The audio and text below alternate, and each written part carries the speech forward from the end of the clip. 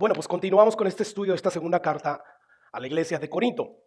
La semana pasada empezamos a estudiar este capítulo 12 y si usted recuerda vimos los primeros 6 versículos de este capítulo y sacamos solamente 2 enseñanzas principales y quisiera nombrarlas rápidamente. No voy a ahondar en ellas, pero sí quisiera nombrarlas.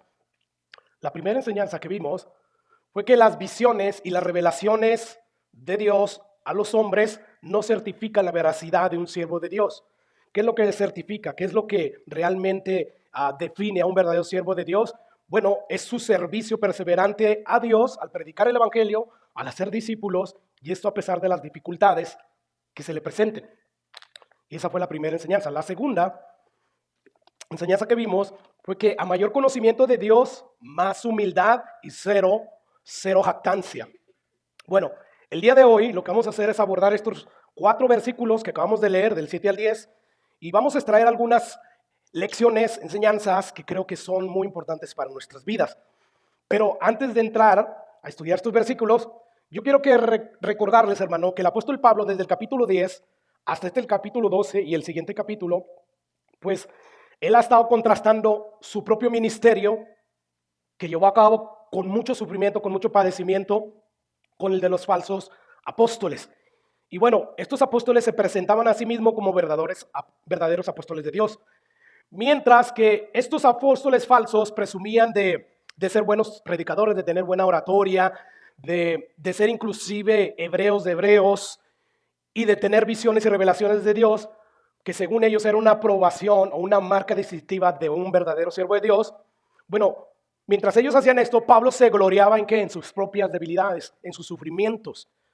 Y lo que vamos a ver a Pablo hacer ahora, en estos versículos, bueno, pues es hablar acerca de cómo la revelación que Dios le permitió ver le trajo una aflicción muy fuerte a su vida y fue una aflicción que fue permanente, que constantemente lo seguía.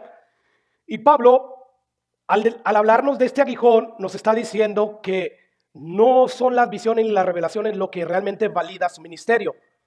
Más bien, él pone estas revelaciones como contexto para poderles seguir hablando acerca de las dificultades que él padecía por predicar el evangelio.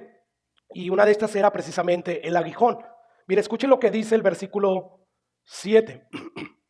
Dice ahí el apóstol Pablo, y para que, vamos a ver, cambiar. Y para que, ¿qué?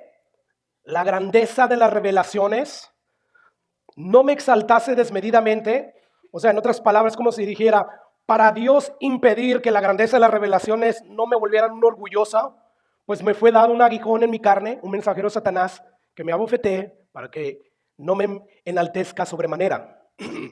Como vemos en este versículo, Pablo está sacando a colación esta revelación únicamente para poner este aguijón en contexto. O sea, esto nos enseña que las experiencias místicas o divinas, las visiones que podemos tener de Dios tan inusuales, no es lo que validan el ministerio de ningún siervo de Dios.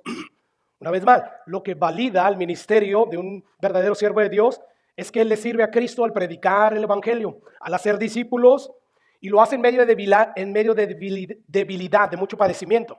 Ahora, como dijimos la semana pasada, esto nos enseña también, hermano, que nosotros no debemos de evaluar un ministerio basado en cosas inusuales que estos hombres hacen, como tener visiones, como decir que ellos echan fuera demonios, o que hacen milagros, o que profetizan. Recordemos que el mismo Jesús, como vimos la semana pasada, nos advierte en Mateo capítulo 7, versículo 22, que muchos van a llegar en aquel día del juicio final, pues presentando credenciales inadecuadas, o sea, diciendo, en tu nombre Jesús hicimos muchos milagros, como muchos presumen hoy en día. En tu nombre Jesús echamos fuera demonios, profetizamos. Pero, ¿qué nos dice Lucas que les va a decir Jesús en aquel día? Apartados de mí, hacedores de maldad, nunca los conocí, o sea, nunca fueron míos. Es verdad, quizás hicieron cosas extraordinarias como echar fuera demonios, como hacer milagros por poder de Satanás, pero esto no los certifica como siervos aprobados por Dios.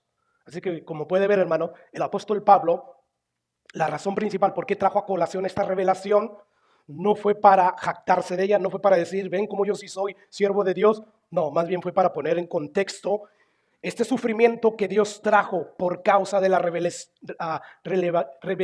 por causa de la visión. Escucha una vez más, hermano, lo que dice el versículo 7, porque con esto en mente vamos a extraer ahora sí algunas enseñanzas que podemos aplicar a nuestras vidas y sean de bendición. Dice una vez más el versículo 7, y para que la grandeza de las revelaciones no me exaltase desmedidamente, aquí la palabra griega para exaltarse es la palabra griega huperanomai. ¿Y qué significa esto? Pues hacerse superior a los demás, o sea, elevarse a sí mismo. Así que lo que Pablo está diciendo aquí es que para que las grandezas de las revelaciones no lo volvieran un orgulloso que se siente superior a los demás porque les fue dado esa revelación, pues dice que le fue dado un aguijón en la carne, un mensajero de Satanás que me abofetee para que no me enaltezca sobremanera. Bueno, ¿cuál es la primera lección que aprendemos de este capítulo, hermanos? Sí, si es que esto quiero cambiar. Bueno, la primera es que aún los hombres de Dios, aún los más consagrados como el apóstol Pablo, aún ellos dentro de su corazón existe el peligro latente de volverse unos orgullosos.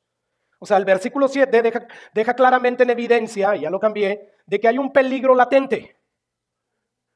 Cada siervo del Señor, de hecho cada discípulo del Señor está expuesto a este peligro, a volverse ¿qué? Un orgulloso, a empezar a jactarse. Y Pablo lo está diciendo, para que yo no me volviera un orgulloso, Dios me envió un aguijón en la carne. O sea, este peligro no se limita solamente a siervos del nivel del apóstol Pablo. No, básicamente cada uno de nosotros llevamos, por así decirlo, un germen, una bacteria, no sé cómo decirle, dentro de nosotros, hermanos, de orgullo, de vanidad. Y si nosotros no tenemos cuidado, nosotros podemos caer en eso del orgullo. Y orgullo, hermanos, básicamente quiere decir esa palabra, creerse superior a los demás. Y sin duda alguna, que sí hay personas en el mundo que Dios las ha superdotado, que les ha dado un coeficiente intelectual muy alto y por consiguiente esas personas tienen habilidades que la mayoría de las personas no tienen. O sea, son personas muy creativas, son personas muy analíticas, capaces de resolver los problemas más dificultosos que a veces se presentan en la humanidad. O sea, este tipo de personas podemos decir que en cuanto a nivel intelectual sí son superiores a las demás personas. Sin embargo, a nivel humano, nadie es superior a nadie. ¿Por qué, hermanos? Porque todo ser humano fue creado a la imagen y semejanza de Dios. Por lo tanto, tenemos el mismo valor. Por lo tanto, somos dignos de respeto, somos dignos de honor. Y es ahí donde se complica la cosa. Porque qué fácil es menospreciar, hermanos, a esas personas que no son como nosotros. Y sobre todo, qué fácil es despreciar o menospreciar a aquellas personas que nos han ofendido. Como cuando una persona o tú mismo la miras así de lado, ¿verdad? O simplemente le volteas el rostro, le das la espalda, lo miras de arriba hacia abajo. O sea, son desplantes que manifiestan cierto nivel de orgullo. O sea, no tienes que ser como Satanás, ¿verdad? Y creerte mucho como él y quiero ser como Dios para ser un orgulloso. No, muchas veces cuando nosotros hacemos este tipo de desplantes estamos manifestando orgullo. Y sabe que hay personas que en su afán de aparentar ser personas santas y piadosas no hacen ese tipo de desplantes. Ellos simplemente manifiestan su orgullo y sus aires de superioridad. ¿Cómo? Al no servir a los demás como Cristo sirvió al mismo Judas, aquel que lo iba a traicionar. Jesús, estando plenamente consciente de que Judas lo iba a traicionar, aún así le sirvió. O sea, Jesús como humano estaba él cumpliendo ese mandamiento de que debemos de ver a los demás como superiores a nosotros. Pregunta, ¿merecía Judas que Jesús le lavara los pies? Qué acto tan más sucio, ¿verdad? Pero al fin y al cabo un servicio. Bueno, este tipo de personas, o sea, para estar bien con los demás, ellos aparentan santidad, piedad. Sin embargo, hermanos, a la hora de no servir a estas personas o a la hora de no tratar a los demás por igual, ellos manifiestan aires de superioridad. Y no lo dicen, pero sus actos están manifestando orgullo, superioridad. Y estas personas no se percatan, hermanos, de que ante los ojos de los hombres quedan como buenas personas. como personas muy santas, ¿verdad? Pero ante los ojos de Dios son personas llenas de orgullo que necesitan arrepentirse no solamente de su orgullo, sino de su hipocresía. Porque ante los ojos, pues están bien, ¿verdad? Pero eso es hipocresía. Y estas personas necesitan arrepentirse. Escucha lo que Filipenses 2 nos manda hacer a todos nosotros. Dice Filipenses, capítulo 2. Sí, ahí está. Dice ahí, nada hagan por contienda o por vanagloria. Y nada, en el griego original, como en el español, es nada, ¿verdad? Antes bien con humildad, estimando, o sea, valorando, considerando a cada uno como qué, como superiores a él mismo. Y dice el versículo 4, no mirando cada uno por lo suyo, sino para cada cual por los de los otros. O sea, hay personas, este tipo de personas que hablamos que por el afán de aparentar la piedad y la santidad, pues estas personas solamente miran por lo suyo y por los del grupito de su agrado. Ese grupito que hasta el día de hoy no los han ofendido de tal manera que esta persona empieza a menospreciarlos. Bueno, ahí dice la Biblia, si tú eres cristiano, somos llamados a no hacer nada por contienda, nada por vanagloria, antes bien con humildad, estimando, considerando cada uno a los demás como superiores a él mismo y no mirando cada uno por lo suyo propio, sino cada cual también por los otros. Así es que yo no sé si tú te das cuenta, pero qué fácil es caer en el orgullo. Es fácil pecar a través de esto del orgullo. Mire, imagínense si Dios nos hubiera dado o nos diera una revelación, una visión semejante a la que tuvo el apóstol Pablo. Yo creo que fácilmente se nos subiría. Y tú dices, no, yo no, pastor. Sí, Pablo, que era una persona tan llena del Espíritu Santo, tan piadosa, tan santa, tan sabia. Dios tuvo que mandarle ese aguijón en la carne. ¿Para qué? Precisamente para que no se volviera superior, para que no se volviera un orgulloso. Con más razón nosotros, hermanos. Así es que tengamos cuidado. Y hay algo que quiero añadirle a este punto, y es que cuando nosotros nos negamos a reconocer que somos orgullosos, es cuando más lejos estamos de Dios. ¿Por qué, hermanos? Porque entre más cerca tú estás de Dios, más claramente ves su santidad. Por consiguiente, tú vas a ver más claramente tus manchas. Dice la Biblia, de hecho, que Dios al orgulloso, ¿desde dónde lo mira? Desde lejos. O sea, cuando tú te niegas a ver ese orgullo a través del reflejo de la palabra de Dios, tú estás demostrando que estás lejos de Dios, porque Dios no habita con los orgullosos. Dios se complace ¿con quiénes?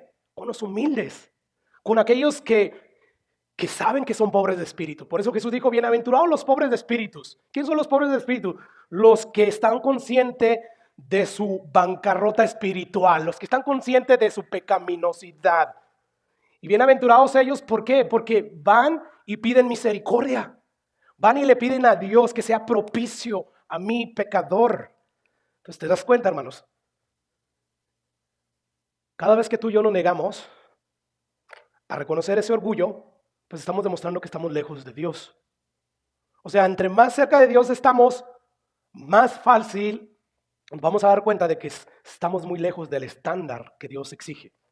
Así que la primera lección es que aún en los corazones de los siervos más consagrados, como el apóstol Pablo, aún en ellos existe el peligro latente de que se puedan volver orgullosos. Vamos a ver si quiere cambiar. Pero vamos a volver otra vez ahí al versículo 7.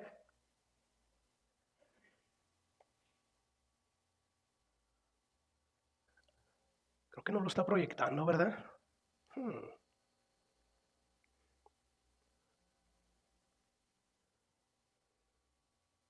Dijo el hermano Juanito, muy interesante, very interesting. Vamos a ver aquí.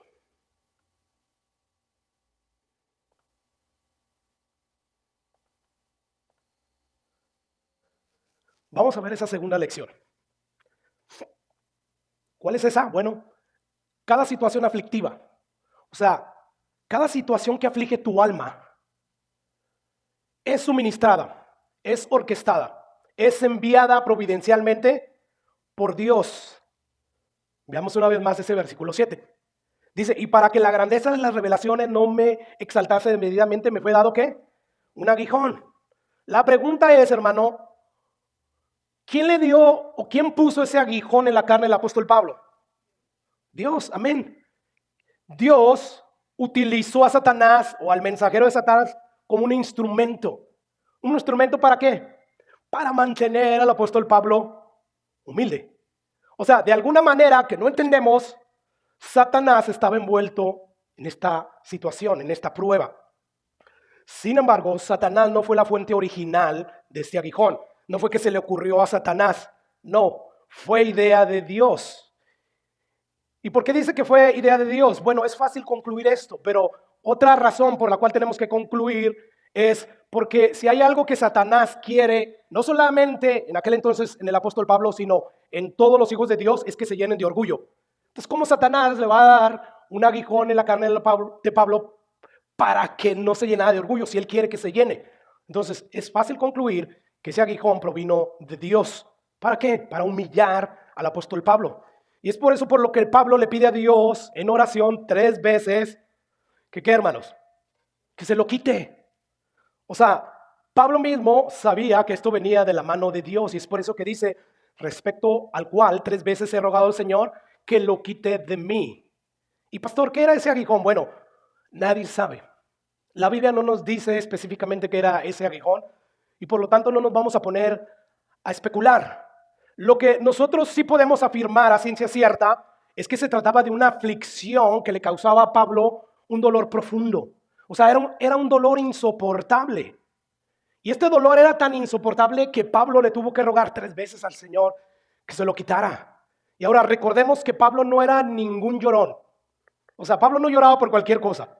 Pablo no se quejaba por cualquier cosa. Él no era una gallina como a veces solemos decirle a ese tipo de personas que se asustan por cualquier cosa o que lloran por cualquier cosa. Pablo no era así, hermanos. ¿Recuerda, hermanos, qué fue lo que nos dijo en el capítulo 11? Pablo está citando algunas de sus dificultades que él tuvo que enfrentar al estar haciendo su ministerio, al estar predicando el evangelio y haciendo discípulos. Y él dijo en el versículo 27, dice, son ministros de Cristo, como si estuviera loco hablo, yo más, en trabajos más abundantes, en azotes sin números, en cárceles más, en peligros de muerte muchas veces. De los judíos 5 veces he recibido 40 azotes menos unos, 3 veces he sido azotado con varas, una vez apedreado, 3 veces he padecido naufragio, una noche y un día he estado como náufrago en alta mar. Y versículo 26 dice, en caminos muchas veces, en peligros de ríos, peligros de ladrones, de los de mi nación, de los gentiles, en la ciudad, en el desierto, en el mar, entre falsos hermanos, en trabajo y fatiga, y en muchos desvelos, en hambre y sed, y en muchos ayunos, sigue diciendo ahí el apóstol Pablo. Como puedes ver, Pablo no era una persona que lloraba por cualquier situación adversa. No. Quiere decir entonces que este aguijón que afligía el alma de Pablo era un aguijón que lo hacía sentir un dolor profundo, un dolor insoportable. Y de hecho el mismo Pablo nos dice ahí, o asocia este aguijón con un mensajero de Satanás que lo abofeteaba. Si hay algo bien vergonzoso y que duele mucho es que te cacheteen, ¿no?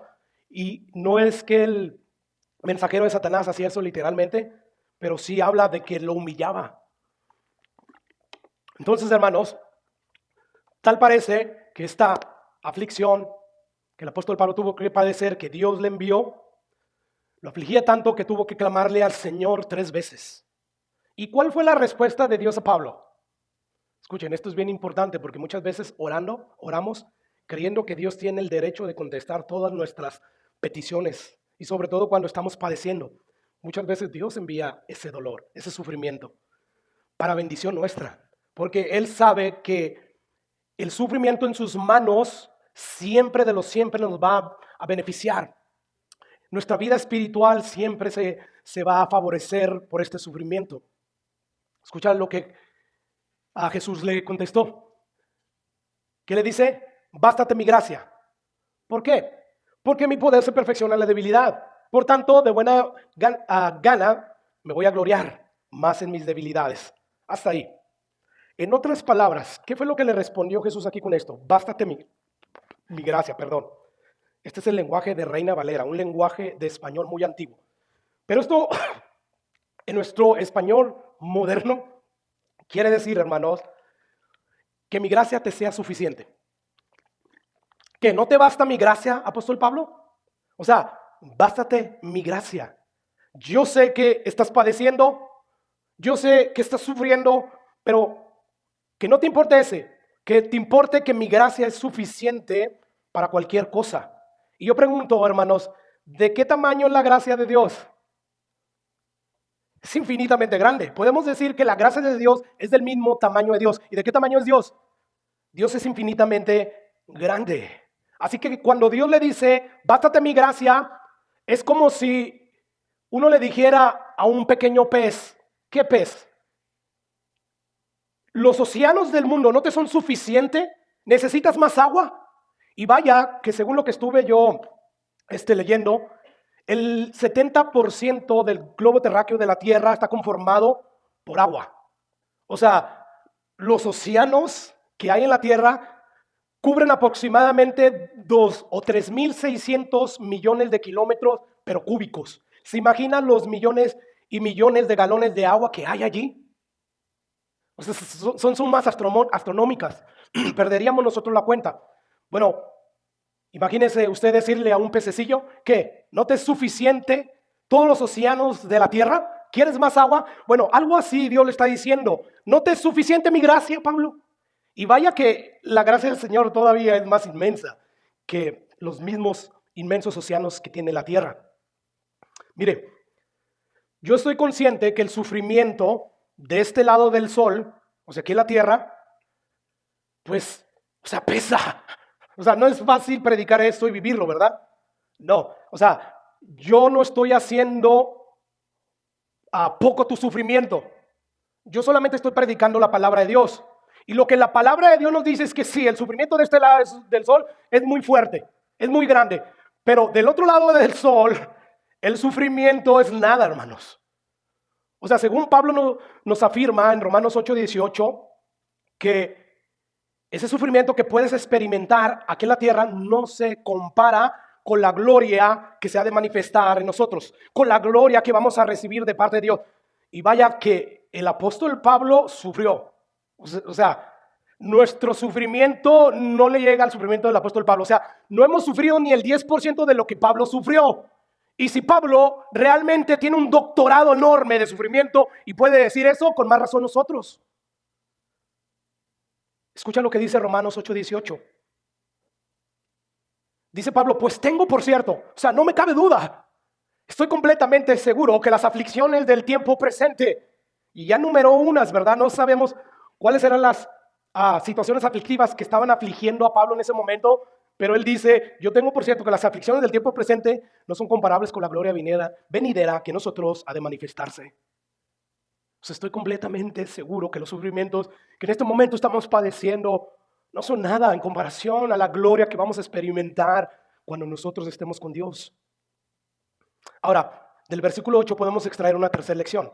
¿Y cuál es esa tercera lección, hermanos? Bueno, no es incorrecto orarle a Dios que nos libere de una aflicción. Dice Santiago 5:13, ¿está alguno entre vosotros qué? Afligido. ¿Qué tiene que hacer? Haga oración.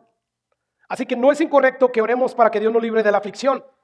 Sin embargo, lo que sí es incorrecto, hermanos, y además pecaminoso, es llenar nuestro corazón de amargura, de descontento, de resentimiento contra Dios y comenzar a dudar del amor de Dios si es que Dios te contesta lo contrario. O sea, hay que orarle a Dios que nos saque de las aflicciones. Pablo lo hizo 3 veces. Sin embargo, lo que no es correcto es tomar una mala actitud cuando Dios te dice no. O sea, ya tengo un mes con esta enfermedad. Dios está diciendo que no. Por ello te vas a llenar de resentimiento, de descontento. Por ello tú vas a empezar a dudar del amor de Dios. Me has abandonado, Dios. No, el amor de Dios no se mide en la salud que Dios te pueda dar, en los bienes que Dios te puede dar. ¿Sabes dónde es donde se mide el amor de Dios? En la cruz del Calvario. Es allí.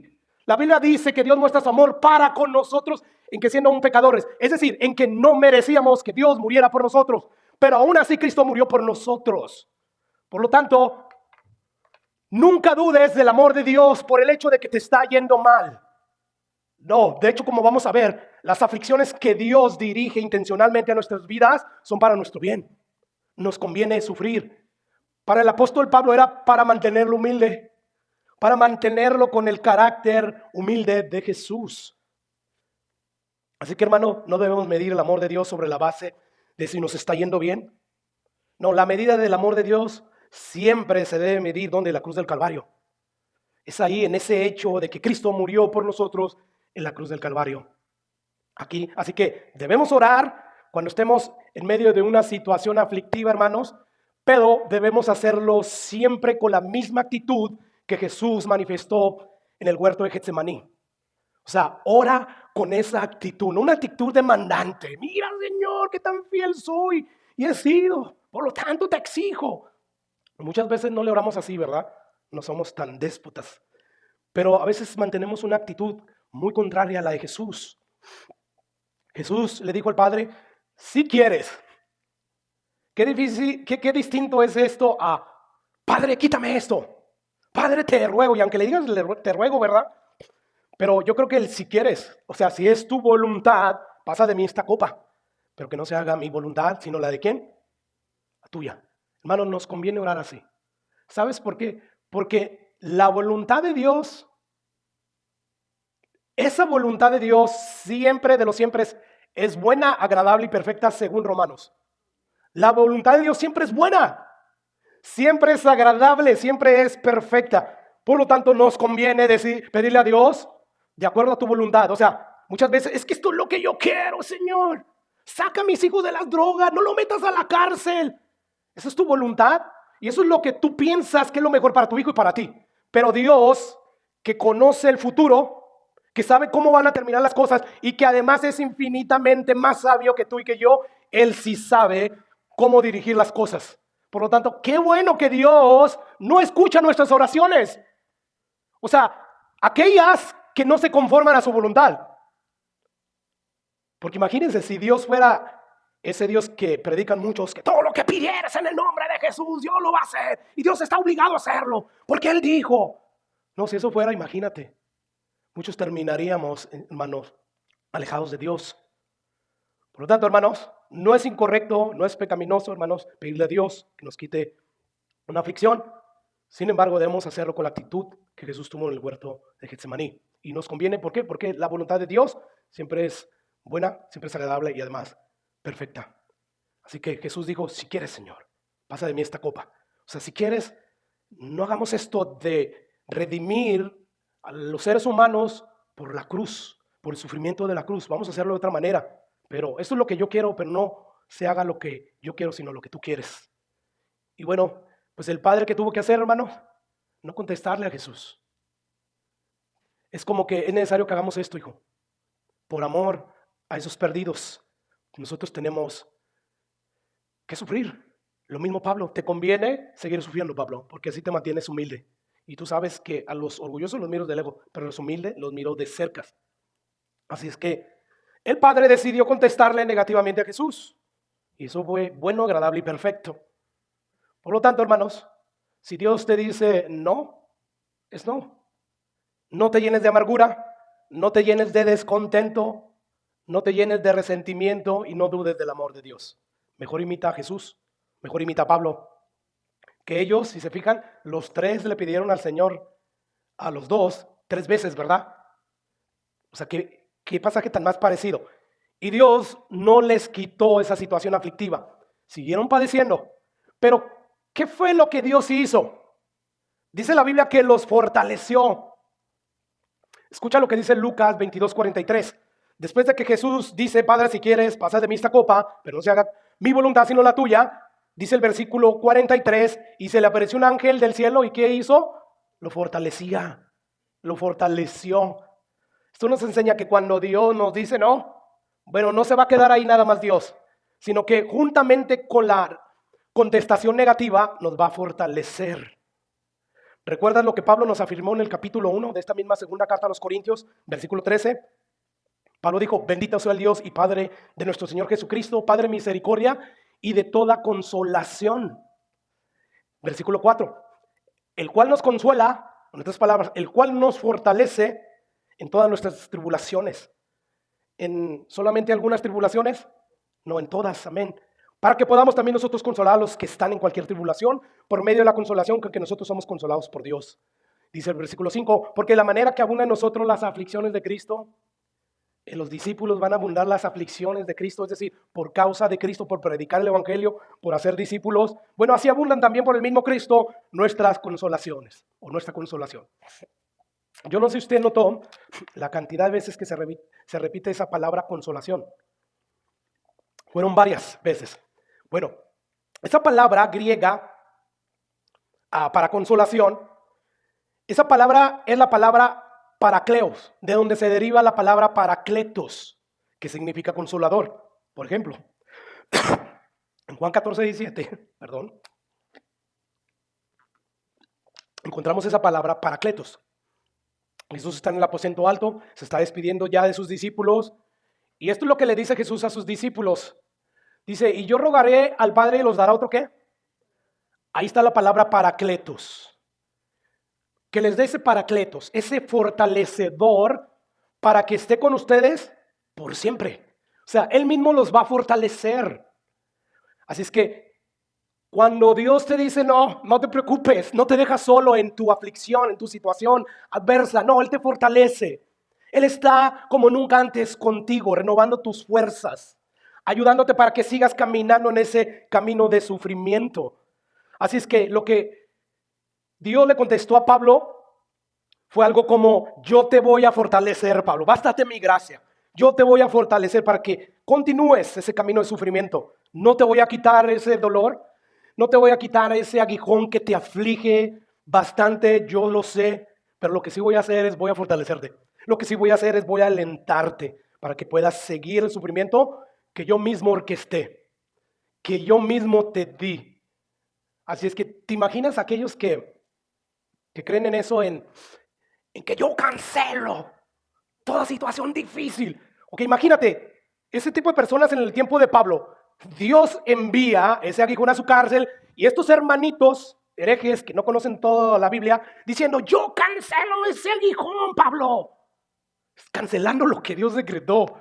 Qué tontería, ¿no? A veces nosotros cometemos o hacemos. En este caso, Dios le envió ese aguijón a Pablo. Y no había nadie que pudiera cancelar ese aguijón más que Dios mismo. Y Dios dice, no, bástate mi gracia, Pablo, que mi gracia te sea suficiente. Así que podemos concluir que cuando Dios decide no quitarnos nuestras aflicciones de nuestras almas, bueno, Él no nos deja a nuestra suerte, no, Él nos fortalece para continuar en pie en medio de nuestras aflicciones. Escucha lo que dice Isaías, capítulo 40, 29. Dice, y Dios da fuerzas al cansado. Yo no sé cuándo fue la última vez que fuiste delante de Dios cansado, fatigado, sin fuerzas. Yo hace poquito todavía tengo memoria de eso y esto es increíble, como de la nada, de repente, tú empiezas a sentirte nuevamente fortalecido, animado, listo para seguir adelante. Bueno, dice ahí Isaías que Él da esfuerzo al cansado y multiplica las fuerzas al que no tiene ninguna. O sea, las matemáticas de nosotros los seres humanos son distintas a las de Dios. Las de Dios, 0 por 0 es lo que Dios determine que sea. Las del ser humano, 0 por 0 es 0, ¿verdad? Pero ahí dice que Dios multiplica las fuerzas al que no tiene ninguna. Dice, los muchachos se fatigan, aún los jóvenes que tienen fuerza, porque están jóvenes, que tienen vigor, aún ellos, hay momentos donde por las aflicciones de la vida ellos se cansan, ellos flaquean, ellos caen. Sin embargo, dice ahí el siguiente versículo, que los que esperan en Jehová tendrán nuevas fuerzas. Levantarán alas como las águilas. Correrán, no se cansarán, caminarán y no se fatigarán. ¿Por qué? Porque usted siempre está fortalecido, hermano, hermana, pastor. ¿Por qué? ¿Será que porque estamos esperando en el Señor? ¿Será que porque nos fortalecemos en Él? Y a pesar de tanta aflicción, a pesar de tanto padecimiento, tanto sufrimiento, tantas adversidades contrarias, nosotros estamos corriendo, volando, porque es Dios quien nos da las fuerzas. Ahora, recordemos lo que ya dijimos, las situaciones aflictivas que Dios permite en nuestra vida siempre son para nuestro bien espiritual. Y esto corresponde con lo que dice Pablo en Romanos 8:27. y sabemos. O sea, nosotros estamos conscientes de esta verdad. Todo discípulo del Señor debe de tener esta verdad, tiene que tener esta información de Dios. Y sabemos, dice Pablo, que a los que aman a Dios, ¿quiénes son los que aman a Dios? Los que han recibido el Espíritu Santo. Dios dijo, voy a darles mi Espíritu para que me amen, para que me obedezcan. Es a esos que se refiere Pablo ahí. Es en ese contexto. Entonces, esas personas que verdaderamente son hijos de Dios, a esas personas, todas las cosas, incluyendo las malas situaciones, como las buenas, todas esas cosas ayudan para bien. Y dice Pablo, esto es a los que conforme a su propósito son llamados. Wow. Ahora, hermanos, por otra parte, una cuarta lección que podemos sacar de estos pasajes es que todo el universo está bajo el control soberano de Dios, incluyendo los ataques de Satanás y los pecados que otros cometen contra nosotros. O sea, todo. Esta es la misma lección que aprendemos en el libro de Job. ¿Ustedes recuerdan? El diablo va a visitar, a presentarse delante de Dios, y Dios le dice, ¿no has considerado a mi siervo Job? Él es recto, perfecto, temeroso, ninguno como él en aquel entonces. No tenía una total perfección, porque eso solamente fue Jesús, pero una manera de decir, como él ninguno. Bueno, ¿y qué pasó, hermanos? Yo no voy a abarcar todo lo que hay en ese primer capítulo de Job y el segundo. Voy a resumir ya a la segunda vez que Job va y se presenta delante de Dios y escucha lo que sucede. Dice, y Jehová dijo a Satanás, ¿no has considerado a mi siervo Job, que no hay otro como él en la tierra, varón perfecto, recto, temeroso de Dios, apartado del mal, que todavía retiene su integridad, aun cuando tú me incitaste contra él, para que le arruinara sin causa? Respondió Satanás, dijo a Jehová, piel por piel, todo lo que el hombre tiene dará por su vida. Pero extiende ahora tu mano, Jehová, y toca sus huesos y su carne y verás si no blasfema contra ti en tu misma presencia. Versículo 6, dice ahí, y Jehová dijo a Satanás, he aquí él está en tu mano. ¿Mas guarda qué? ¿Te das cuenta? Todos los seres, todas las cosas que existen en el universo están bajo el control de Dios, incluyendo los ataques de Satanás, incluyendo los pecados que otros cometen contra ti. Todo está bajo el control soberano de Dios. Así que a mí estos pasajes me enseñan que nadie, ni aun Satanás, que es la cuarta persona más poderosa que existe en el universo, puede tocar a un hijo de Dios a menos que Dios se lo permita. ¿Qué le dijo? He aquí, aquí está Job, la vida de él en tu mano. Nomás no le quites su vida. Aflígelo si quieres en su carne, en su físico, pero no le quites la vida. ¿Y qué hizo Satanás? Exactamente lo que Dios le dijo que hiciera. La Biblia nos manda a temer a Dios, no a Satanás. ¿Qué dijo Jesús? Temer a Dios, quien puede quitarle la vida y además arrojarlos al infierno. Es a Dios a quien debemos de temer. Pero lo más importante aquí, hermanos, que nos enseña este pasaje es que nadie puede tocarnos, a menos que Dios lo permita. Salmo 125, ¿qué dice ahí? Como Jerusalén tiene montes alrededor de ella, así está Jehová alrededor de su pueblo desde ahora y para siempre. Imagínate Dios rodeándonos, el ángel de Jehová Jesús, acampando alrededor de los que le temen. Entonces, ¿de qué temeremos? Nosotros le tememos a muchas cosas y por eso entramos en depresión, porque no creemos a la palabra de Dios, somos unos incrédulos. Mira, la depresión se puede vencer con la verdad de Dios. O sea, la verdad de Dios juega un papel en nuestras emociones. Si nosotros le creyéramos más a lo que dice Dios, no tuviéramos eso. Y yo sé que no es fácil creerle a Dios cuando las olas están azotando tu barca, ¿verdad? Cuando empiezas a escuchar esos potentes truenos, esos rayos. Qué difícil es creerle a Dios en esos momentos, ¿verdad? Pero acuérdate, quizás en medio de nuestra debilidad nosotros podemos clamarle a Dios y decirle cómo nos sentimos. No creo verdaderamente en lo que tú dices en tu palabra, que tú estás conmigo. No te siento, más sin embargo fortaléceme, más sin embargo aumenta mi fe. Y yo te aseguro que la actitud que tú tomas ante esas circunstancias cambiaría totalmente. Podrías pasar ese sufrimiento como Dios manda. Porque la Biblia nos manda a que seamos sufridos en la tribulación, ¿verdad? Que con gozo lo hagamos, como va a decir Pablo. Pero eso en nuestras propias fuerzas es imposible. Pero en las fuerzas del Señor es posible hacerlo. Así que, como vemos, toda aflicción que llega a nuestras vidas tiene que pasar por la supervisión de Dios. O sea, siempre que Dios decrete una aflicción a nuestras vidas, siempre que eso suceda, siempre va a llevar un propósito santo y bueno para nuestras vidas. Lo mismo, ¿cómo terminó la situación de Job? De a oídas te había oído, mas ahora mis ojos te ven. O sea, gracias a todo ese sufrimiento, Job conoció a Job como nunca antes. Y el mismo apóstol Pablo lo mismo le pasó hoy y nosotros igual, de igual manera. Sabe, hermanos, que como vimos, Dios usa cualquier tipo de instrumento. Usó el mismo mal de Satanás. ¿Para qué? Para querer afligir a Pablo, ¿verdad? Y sobre todo a Job.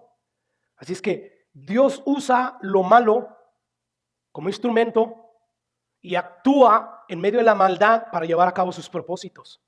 Yo tengo una pregunta.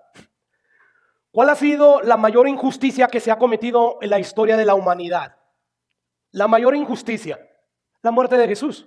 Él era totalmente inocente, ¿verdad? Sin embargo, escucha lo que dice Hechos 4:26. Porque ciertamente fue una injusticia cometida por los seres humanos, pero Dios había decretado eso. Dice Hechos 26-28. Se reunieron los reyes de la tierra. Los príncipes se juntaron en una contra el Señor y contra su Cristo, porque verdaderamente se unieron en esta ciudad contra tu santo Hijo Jesús, a quien ungiste.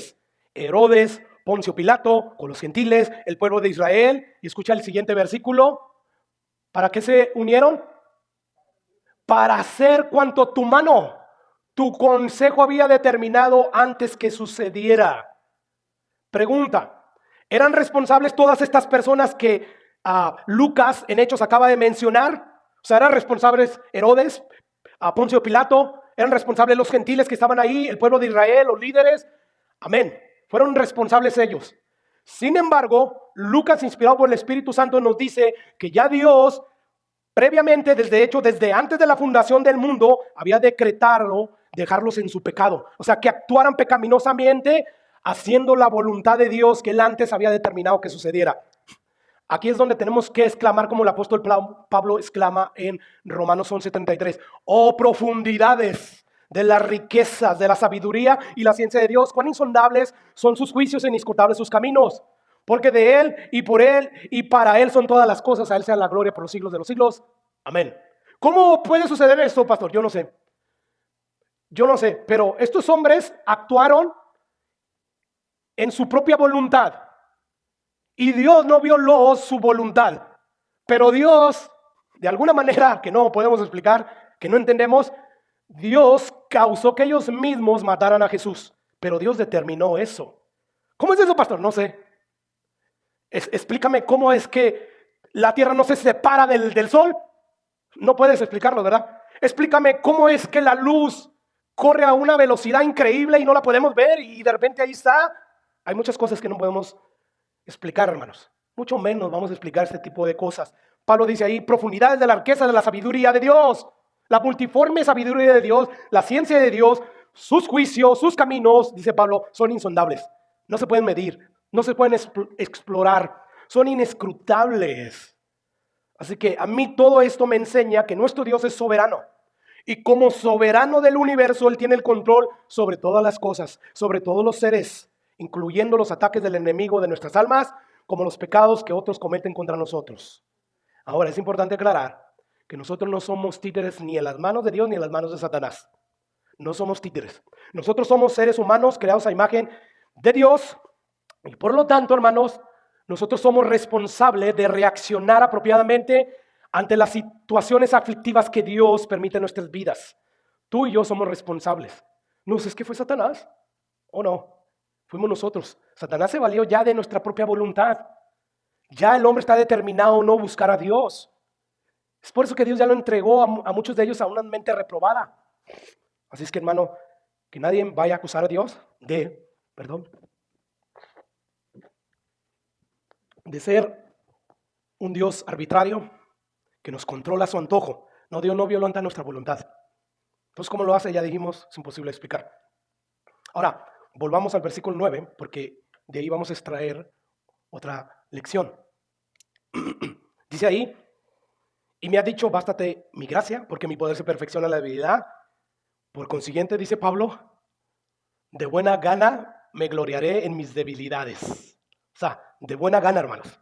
Es decir, gustosamente. Es decir, con mucho gusto, yo me voy a gloriar. Yo me voy a jactar ¿de qué? De mis debilidades. Tú y yo tenemos que aceptar con mucho gusto, esta es la siguiente enseñanza, todas las situaciones aflictivas que Dios manda a nuestras vidas. Y yo sé que esto va en contra de nuestra naturaleza. Lo sé, hermanos. Porque vemos el sufrimiento como algo malo para nuestras vidas. O sea, ciertamente el sufrimiento que Dios envía a través de diferentes situaciones aflictivas nos producen dolor, ¿verdad? Sí, sin embargo, ese dolor siempre termina en nuestro bienestar. Esto es como cuando una persona que tiene cáncer y le tienen que hacer quimioterapias por su bien, estos tratamientos de quimioterapias lo hacen sentirse muy mal, muy pésimo. Tiene dolor. Sin embargo, él, como sabe que hay una cura, como quiera recibe esa buena noticia de que hay una cura y acepta el tratamiento. Bueno, nosotros tenemos que ver las aflicciones que Dios manda a nuestra vida como un buen tratamiento que Dios nos da para nuestro bien. O sea, al final de cuentas vamos a salir bendecidos, vamos a salir beneficiados. Así es que debemos aceptar de buena gana, con mucho gusto, así como el chavo. Oye, o sea, ¿se acuerdan cuando al chavito de repente, oye, chavo, ¿qué te parece si compramos una torta y que vamos y que la pido de jamón? Bueno, debe de haber un gusto. Y esto va en contra una vez más de nuestra naturaleza. Pero cuando tú empiezas a creerle a Dios, que es por tu bien, entonces empiezas a cambiar de actitud. O sea, tú puedes aceptar eso con gusto y no como, pues, ¿qué más me da? O sea, ¿qué más me queda más que aceptar? A que yo sé, Señor, que esto me va a afligir, pero sé también que tú prometes que me va a beneficiar. Lo acepto de buena gana, lo recibo. Ayúdame, fortaléceme para mantener una buena actitud, para glorificarte en medio de la adversidad. Porque qué bueno es glorificar, o qué fácil es glorificar a Dios cuando todo va bien, ¿verdad? Pero que en medio de la aflicción. No hay mayor gloria que tú le puedas dar a Dios que cuando tú le das a Dios gloria cuando estás en medio del sufrimiento. Ese tipo de gloria, de alabanza a Dios, wow, Dios dice, esto huele a perfume, un perfume muy bueno. O sea, cuando todo está bien, pues sí, Dios recibe la alabanza, pero no es un perfume tan grato al olfato de Dios como lo es cuando estamos alabando en medio de la aflicción. Ahora, hay una razón de por qué debemos aceptar con agrado las aflicciones que Dios envidia. No es porque somos masoquistas, no es porque nos gusta experimentar dolor, no, más bien, dice Pablo ahí, porque el poder de Dios reposa en nosotros. El poder de Dios habita en nosotros. El mismo Espíritu Santo está en nosotros y nos perfecciona en medio de nuestras debilidades, en medio de nuestro sufrimiento. Por eso Pablo dice, de buena gana me voy a gloriar, más bien en mis debilidades, para que repose sobre mí el poder de Cristo. O sea, no es que tú tomes una actitud de, bueno, pues no me queda otra, me voy a resignar, no. Más bien, hermanos, tienes que aceptar esto con mucho gusto, aunque sea doloroso. Sin embargo, espera, porque Dios va a fortalecerte. Ahora, es también importante aclarar que aquí Pablo no se está refiriendo a las debilidades morales. O sea, él no está diciendo, oh Señor, yo tengo problemas con la lujuria, oh Señor, yo tengo problemas con la codicia, con la envidia, yo tengo problemas con mantener un espíritu de mansedumbre y perdonador, por lo tanto, tu poder se presiona en mis debilidades. No es de estas debilidades a las cuales Pablo está haciendo alusión. No, más bien Pablo está hablando aquí de ese tipo de situaciones que son incómodas, que son dolorosas, que son difíciles, que no se limitan en algún sentido a que nos debiliten. O sea, en esas situaciones es cuando Dios nos muestra que somos frágiles, que somos impotentes. Y eso nos lleva a depender enteramente de la gracia de Dios. Es de esto que Pablo está hablando aquí. Escuche lo que él dice en el versículo 10. Por lo cual, por amor a Cristo, me gozo en las debilidades. ¿Cuáles debilidades? ¿Las de morales? ¿Las de codicia? ¿Las de que batalla con la lujuria? No. En afrentas. Cuando me insultan, cuando predico el evangelio, cuando me maltratan, cuando me quieren linchar, en necesidades, en persecución, en angustia. Porque cuando soy débil, entonces soy ¿qué? Fuerte. Es de estas debilidades que Pablo está hablando, hermanos. Ahora, yo no sé si usted se dio cuenta, Pero el Pablo nos dice ahí que él se goza en este tipo de situaciones que le producen aflicción a su alma por amor a Cristo. O sea, por causa de Cristo yo estoy dispuesto a sufrirlo todo. No me importa. O sea, Pablo, en vez de comenzar a dudar del amor de Dios, porque mira cómo me afrentan, mira cuánta necesidad tengo, mira cuánta persecución, cuánta angustia, Pablo, en vez de empezar a dudar del amor de Dios, hermanos, en vez de llenarse de amargura, de resentimiento, de descontento, Pablo no hace eso. Pablo más bien dice, yo me gozo en las debilidades, en afrentas, en necesidades, en persecuciones, en angustia, porque cuando soy débil, cuando estoy siendo afligido por este tipo de circunstancias, entonces soy fuerte. O sea, es cuando estamos conscientes de nuestra debilidad, de nuestras deficiencias, impotencias, que nosotros clamamos desde lo más profundo de nuestro corazón por la asistencia de Dios. O sea, ayúdame, Señor. O sea, es cuando estoy débil, cuando estoy pasando por afrentas, cuando tengo que depender más de ti, cuando tengo que orar más a ti, Señor. O sea, cuando todo nos va bien, ¿quién se ocupa en orar? Más que Señor, gracias por los alimentos, amén. Son oraciones superficiales, al ahí se va, sin ni siquiera estar consciente de lo que estamos orando. Pero ¿qué tal cuando hay una aflicción? Cuando empieza una situación a afligir tu vida, cuando empiezas a sentir sufrimiento, entonces estamos clamando. Precisamente, ahora hace 2 semanas empiezo a sentirme mal, no solamente yo, los de mi familia, tener una bebé, no dormir, días ahí donde son pesados, tener insomnio, que se te esté cargando las desveladas, las situaciones en el trabajo, las situaciones que suscitan en el diario vivir, todo eso empieza a crear en ti aflicción. ¿Qué cree que hice Dios? Como nunca antes. Mi vida de oración, o sea, fue notable, se acrecentó. Empecé a orar más, Señor, ten misericordia de mi toallita, ten misericordia de nosotros. Yo sé que a lo mejor a ti te place no quitarme esto, sea lo que sea, si es una gripe, si es un flu, si es una bacteria, un virus, está bien, Señor, pero fortaléceme, ayúdame a tener una buena actitud. Hay ojos que me están mirando en el trabajo, quiero dar buen testimonio. Mi hijo, la gente que me rodea me está mirando, quiero dar buen testimonio, no me quiero quejar. Fortaléceme. Y Dios lo hizo. Y Dios lo hace con todos nosotros, con todos aquellos que le piden de esa manera. Así es que, hermanos, es cuando estamos conscientes de nuestras debilidades, cuando estamos siendo afligidos por situaciones que nosotros entonces clamamos por la asistencia de Dios, por el auxilio. Y Pablo ahí está diciendo, hermanos, que él le daba la bienvenida a esas aflicciones, que él las aceptaba gustosamente. ¿Por qué? Porque él quería que se hiciera más evidente el poder de la gracia de Dios en su vida. En el capítulo 11, versículo 30, Pablo nos dice, si es necesario gloriarme, me voy a gloriar en lo que es de mi debilidad, en lo que padezco, en lo que me aflige. En el capítulo 12, versículo 9, dice Pablo, por tanto de buena gana me gloriaré, más bien en mis debilidades, para que repose sobre mí el poder de Cristo. Y luego aquí en el versículo 10, Pablo dice, por amor a Cristo me gozo en las debilidades. O sea, yo decido aceptar con agrado cada aflicción que Dios envía a mi vida. ¿Por qué, Pablo? Porque cuando soy débil, entonces soy fuerte. Porque cuando estoy siendo afligido, yo le oro a Dios y Dios me fortalece. O sea, el clamor que yo hago cuando estoy afligido es totalmente distinto al clamor que yo levanto cuando todo me está yendo bien. Por lo tanto, dice Pablo, yo me voy a gozar. Me va a dar gusto recibir esas debilidades. No porque sea masoquista, no, claro que no. Ahora, yo no sé si usted notó esa conexión entre el cuándo y entonces. Escucha lo que dice Pablo.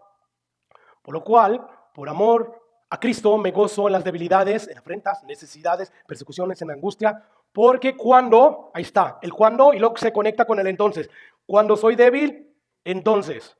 O sea, es hasta que tú estás consciente de tu debilidad, que hasta entonces, tú luego eres que fuerte, porque te fortaleces en Dios. O sea, esa conciencia que tienes de tu debilidad te lleva a depender enteramente de Dios. Que Dios nos ayude, hermanos, a poder estar conscientes de eso y a poder nosotros tener una buena actitud, como la tuvo Jesús y Pablo, para decirle a Dios, ok, tal vez no me vayas a quitar esta aflicción, que me está afligiendo bastante mi alma, pero fortaléceme. Quiero depender de ti. Así que hay que gozarnos en medio de cualquier circunstancia adversa que aflige nuestras vidas. Y bueno, ya concluyo. Podemos concluir, hermanos, esta prédica diciendo que el sufrimiento es un instrumento en las manos de Dios para hacernos más como Cristo. Dios está más interesado en tu santidad que en hacerte próspero aquí en la tierra. Dios está más interesado en formar a Cristo en ti que volverte próspero, que darte bienestar, que darte salud. No, hay algo que está en la mente de Dios y es hacerte más como Cristo.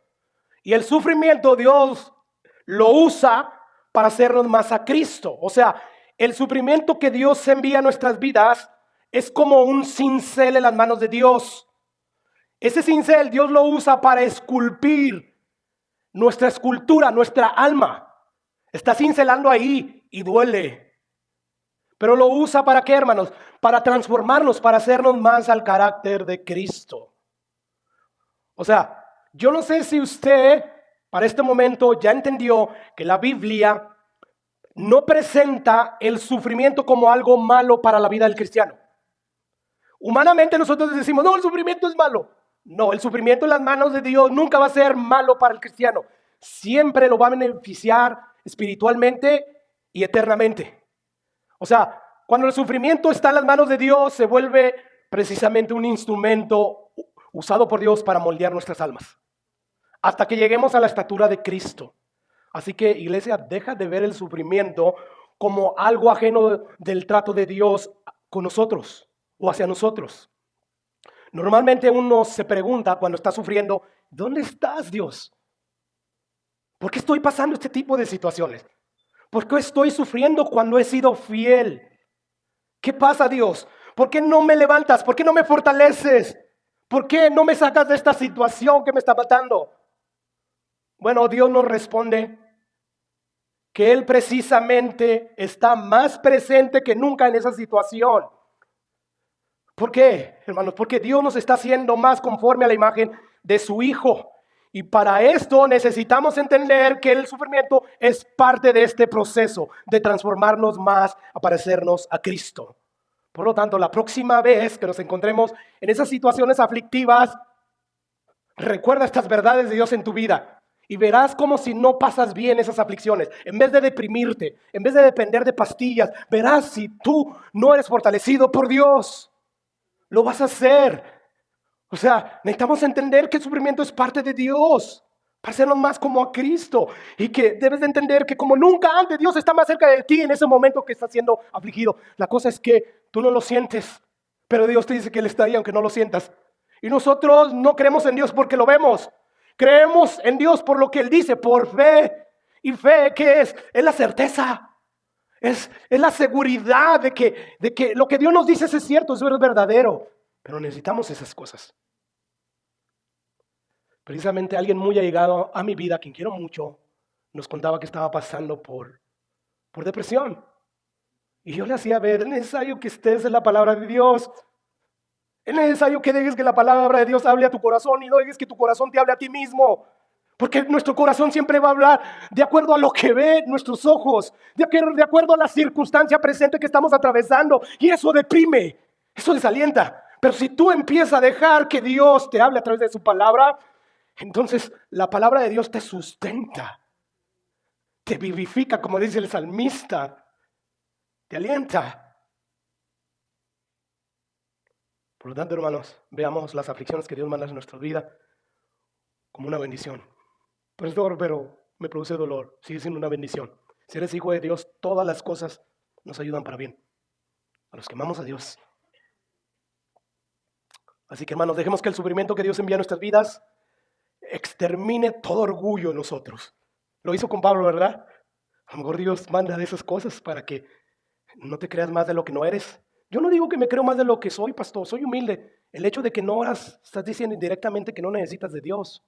La Biblia nos manda a orar constantemente, sin cesar. De ahí y de la palabra de Dios, de la meditación de ella, vienen nuestras fuerzas. Por lo tanto, dejemos que el sufrimiento que Dios envía a través de situaciones adversas extermine todo orgullo en nosotros. Y que eso nos lleve a depender más de Dios a la medida que su gracia, que su fortaleza está en nosotros. Que eso sea suficiente, que eso nos baste. Vamos a orar y